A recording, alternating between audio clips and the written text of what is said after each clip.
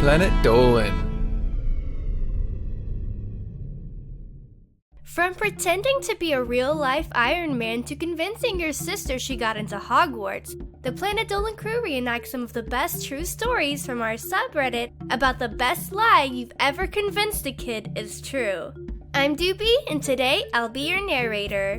Number 10 was submitted by DingDongDoomguy. One day, Andy was feeling creative and decided to prank her little sister who was really into Harry Potter and always wanted to go to Hogwarts. Andy got out her pens and pencils and started drawing an official Hogwarts invitation. It had a stamp and everything. Andy finally finished the letter and she had to admit it looked good. She snuck outside and put the letter into the letterbox and waited. Later on, her sister was told to get the mail. She was gone for 2 minutes, then she came running up and screaming to her mom. She was shaking the letter and yelling at the top of her voice, "Mom, I knew I was a witch!" Andy will never forget the look on her face, how happy and thrilled she was to have her dream come true. Her sister rushed into her room to pack while Andy's mom just looked at her. Go tell her now, and then you're doing all the chores for a week. Andy told her sister, and she still hasn't forgiven her. Number 9 was submitted by HipsterCicero. When Zaraganba was a kid, he had a heart condition and he had to wear a Holter monitor sometimes. It was a gray box taped to his chest that had a bunch of wires coming out of it. When he was at school, some kids his age and younger saw some of the wires near his collarbone and asked what they were for. Zaraganba managed to convince the kids that he was a real-life Iron Man. The monitor was like Jarvis, and if the monitor came out of his chest, he would die. He also told them that the wires gave him super strength. Since everyone knew he wanted to be a medical student, they thought Zaraganba was being legit. He still hasn't told them the truth, so let's hope they aren't watching this. Number 8 was submitted by GGGGGGGingerbread. I think I got that. GGGGGGingerbread. When Dolan was 13 and his brother was 6 or 7, he watched a lot of the Nightmare on Elm Street films. One of the Freddy Krueger's favorite words was, of course, horror. One day, Dolan was in his room watching one of the movies, and his little brother walked in and watched some of it with him. Thankfully, the ending was pretty tame. Once the movie ended, he turned to Dolan and asked, "What's a whore?" Not really sure if a 6-year-old could comprehend the topic, Dolan hastily said, "It's a type of British cookie." He went on asking questions and Dolan kept supplying answers, finally convincing him that a whore was, in fact, a cookie. He thought he had dodged a bullet until one day, as they were walking into Walmart, Dolan's little brother asked their mom very casually, "Can we get some whores?" Number 7 was submitted by SpoofDaWombat. When Pringle was at school, there was this kid they called the Aura due to his bad smell. Pringle and his friends kept talking about the aura around this kid, and he asked what the aura was. To quickly cover up what he'd said, Pringle answered that it was the final boss in a game called Beast Hunting Squad. Of course, this game didn't exist. He started asking questions like how many levels the game has, what the bosses were, and what some character moves were. He even asked what console it was on. Out of haste, Pringle said the Atari. The Aura didn't believe him and wanted a picture of the game. Pringle said that if he took a picture of the game or tried to tape it, the camera would shatter. He kept asking more questions, and in the end, he fell for it. Pringle felt so bad about it that he wrote a 16-page long instruction book on how to play it and gave it to the kid. The book included gameplay, controls, secret rooms, bosses, movesets, items, AI dialogue, and even Easter eggs. Even when the Aura couldn't find it online, he believed Pringle. To this day, he still asks how his playthrough is going. Number 6 was submitted by Marcos the King 13. One day, Nixium's cousin and his little brother came around to his house to play. They watched one of the Chucky movies, with a doll that comes alive and kills people. His little cousin got so scared he didn't stop following them around. Nixium and his cousin took one of his sister's dolls and changed it to look like Chucky, and placed it out the window by the kitchen. Before they let his little cousin go to the kitchen, they told him that Chucky was real, and he had called Nixium saying that he was coming for him. The little cousin was so scared he went to the kitchen to get a knife. then saw the Chucky doll at the window and screamed until he fainted. He never liked dolls until eventually they told him it was a prank. Number 5 was submitted by re-enacts 2002. When Hellbent was in the 5th grade, during January, he told his friend that the world was going to end soon.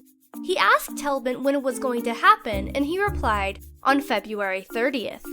He believed it, so Hellbent told him it's a secret and not to tell anyone, knowing word was going to spread around the school. In February, the lie even reached other classes. Everyone was scared, and a wimpy guy told a teacher about it. They had to then convince everybody that there is no February 30th. That year, Hellbent had his name in the school magazine as the naughtiest boy in school. Number 4 was submitted by Checkerdstag. When Spinal Palm was in primary school, around 8 years old, everyone in his class noticed he had birthmarks covering most of the left side of his body. Spinal Palm thought that everyone had the same birthmarks, but after all the questions, he realized he was different. Not wanting to look stupid for not knowing what they were, he told everyone that the marks came from bees stinging him after he took an entire hive by himself. He didn't actually think anyone would believe him, but to his surprise, the story spread around the school like wildfire. Even the teachers believed his lie. Students would ask to hear the story over and over again. A few years passed, and Spinal Palm had moved to a secondary school that no one from his old school attended, until one day a new student started and recognized him. During break, he asked him how his bee stings were. Not wanting to carry on the lie, Spinal Palm just told him the truth. The expression on his face was similar to that of a child being told that Santa wasn't real. Number 3 was submitted by flamingpenny. Once, Snoopy was babysitting a 6-year-old who was really into superheroes and wished that he could fly. The kid kept asking if he had superpowers, and Snoopy told him to believe and stay determined, the usual little lessons we try to instill in children. Now that the kid thought he could fly, he snuck up to the 2nd floor while Snoopy was getting a drink and tried to jump off of the roof. He ended up crashing into a tree and was stuck there until the fire department came and got him down. Luckily for her, the kid escaped with only minor cuts and bruises. Number 2 was submitted by Tris02. When Sid was in 5th grade, he had younger neighbors who were in 1st and 2nd grade. Across the street from them was a 10-foot cliff. Sid convinced his neighbors that a very old man named Charlie lived in the rocks. He imagined Charlie looked a bit like Gollum, had yellow eyes, pointed fangs, and was the size of a baby or a toddler. Whenever the coyotes would howl at night, Sid told him it was Charlie singing a very sad song because he was lonely. According to Sid, Charlie was also thousands of years old. The neighbors were terrified of the cliff. He said each full moon, Charlie kidnapped children to stay with him forever and ever because he was so lonely. He even convinced them that Charlie took his cousin too, and they were even more scared. Once, Sid pretended to go missing, then ran out of the woods above the cliff screaming. He told them Charlie tried to get him. The neighbors then told their mom why they were afraid to go outside. Their mom had a fun talk with Sid, and they still laugh about it today. They even have their own fake currency, Charlie Bucks. Number 1 was submitted by me. So, I wasn't the liar, I was more of the liee. As a kid, I was very gullible, and I believed everything everyone said, for some reason. I also tried to fool people who were dumber than me, but for the most part, I was the victim. So I have 2 instances. One was my best friend when I was 8 years old. He tried to tell me he had a Yu-Gi-Oh! Tournament that he would hold underneath his house, and I believed it for such a long time.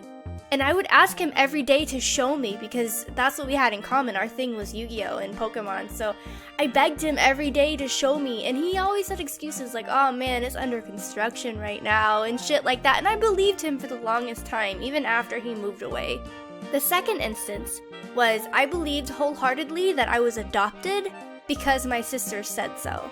I was the only kid who really took after my dad, so I had blonde hair and I was really short and kind of stubby as a kid, and I looked way different than my sisters.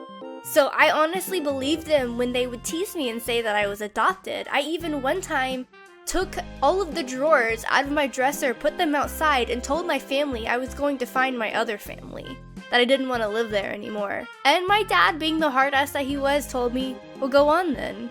And I didn't know where to go, so I just sat outside the porch and just cried for like 2 hours. Huge thanks to the folks over in our Planet Dolan subreddit for submitting their stories. I know we already asked some of you this question, but we want even more of your awesome stories. So, what's the weirdest thing you've done to impress your crush? Let us know in the Reddit page linked below, and you might be featured in a future countdown. Thank you so much for watching, and I'll see you soon.